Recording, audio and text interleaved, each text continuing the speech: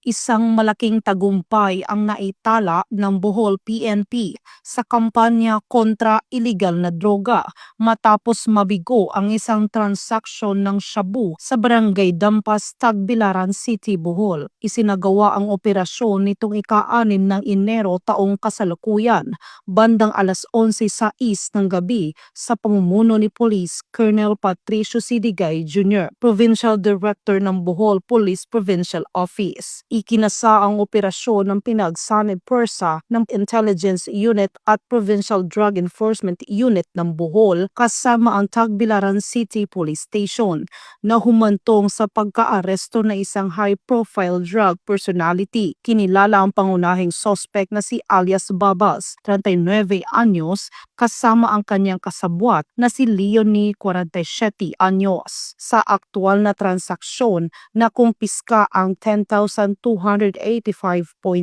gramo ng hinihinalang shabu na may tinatayang halaga na 69,942,080 pesos. Nasamsam din ng mga operatiba ang buy-bust money, cellphone, isang Isuzu MUX, eco bag at iba't ibang mga identification card. Sa kasalukuyan, ang mga naarestong suspect ay nasa kustodiya ng Tagbilaran City Police Station para sa kaukulang dokumentasyon at tamang disposisyon ng kaso. Namayani sa operasyon ang maayos na intelligence planning at mahusay na koordinasyon na nagresulta sa pagkakadakip ng mga high-value target at pagkasamsam ng milyon-milyong halaga ng iligal na droga. Mula dito sa Bohol Police Provincial Office, ako yung Police News Network Correspondent, Patrolwoman Nikia Cañedo, alagad ng batas, tagataguyod na balitang pulis.